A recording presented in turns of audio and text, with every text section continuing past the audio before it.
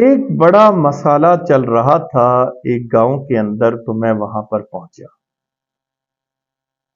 مسئلہ یہ تھا کہ نماز سے آدھا گھنٹہ پہلے مسجد کھلے گی اور آدھے گھنٹے بعد بند کر دی جائے گی۔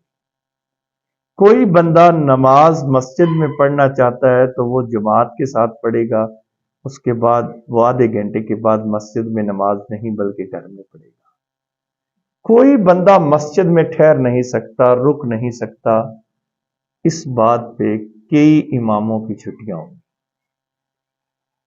اب ایک گاؤں کے اندر میں پہنچا تو وہاں یہ مسئلہ چل رہا تھا۔ ایک بندہ ایک حدیث کو جانتے ہوئے وہ یہ مسئلہ بیان کرتا تھا کہ تم مسجد میں بیٹھے ہوئے شخص کو اٹھا نہیں سکتے، مسجد میں بیٹھے ہوئے ایک نماز سے دوسری نماز کے انتظار والے شخص کو تم وہاں سے نہیں اٹھا سکتے۔ وہاں کیا ہوتا تھا کہ جب ٹائم ہو جاتا تھا تو وہاں سے بندے کو اٹھا دیا جاتا تھا، اور یہ سنت کے خلاف تھا۔ میں وہاں پہنچا تو مجھے بتایا گیا کہ یہاں 10 امام بدل چکے ہیں، لہذا ہم چاہتے ہیں کہ یہ امام نہ بدلے، تو مسئلے کو حل کرنا آپ کی ذمہ داری ہے۔ میں نے انتظامیہ کو بلایا اور کہا یہ تمہارے فرائض امام مسجد ادا کر رہا ہے، اور جو آتا ہے کام تمہارا اور امام بھگت رہا ہے، لہذا اس مسئلے کا حل اب نکلے گا۔ پہلے تو میں نے ان کو ایک حدیث سنائی، موطا امام مالک کی 3386 نمبر حدیث۔ وہ کیا حدیث تھی؟ پیارے آقا نے فرمایا، کیا تمہیں میں ایسی چیز کی خبر نہ دوں جس سے گناہ مٹ جاتے ہیں اور درجات بلند ہوتے ہیں؟ صحابہ نے عرض کیا، ابو ہریرہ راوی ہے، عرض کرتے حضور آپ ہمیں بتائیں وہ کون سے چیز ہے جس کی وجہ سے درجات بلند ہوتے ہیں اور گناہ مٹ جاتے ہیں؟ پیارے آقا نے فرمایا، جس شخص کے اندر 3 چیزیں۔ نمبر 1، پیارے آقا صلی اللہ علیہ وآلہ وسلم نے ارشاد فرمایا، مشقت کے اوقات میں وضو کرنے والا شخص، مشکل وقت میں، سردیوں کی راتوں میں وضو کرنے والا شخص جب وضو کرتا ہے تو اس کے گناہ مٹا دیے جاتے، درجات بلند۔ دوسرا، وہ شخص جو دور سے چلے مسجد میں آئے، اس کے قدموں سے اس کے گناہ کو مٹا دیا جاتا ہے۔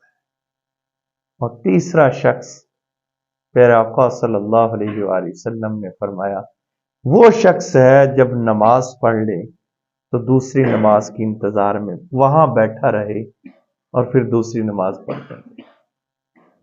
اب یہ حدیث میں نے آپ کو سنا دی، کسی نماز کی انتظار میں بیٹھنے والے شخص کو مسجد سے نہیں اٹھایا جائے۔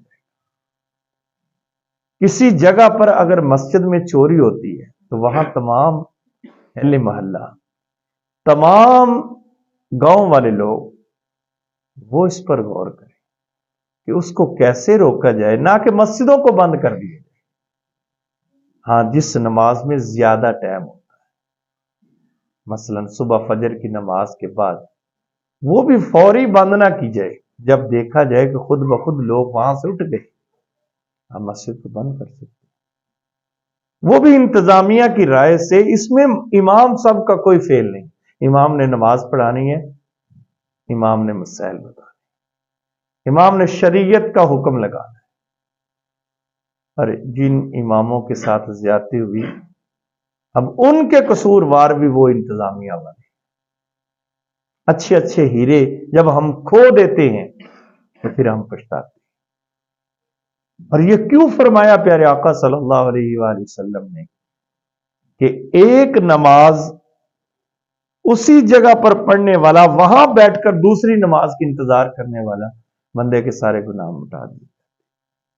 لفظ رباط ہے، مثلا اس کا معنی یہ ہے کہ سرحدی چھاونی، کہ دشمن کو محفوظ رکھنے کے لیے وہاں پڑاؤ کرنا۔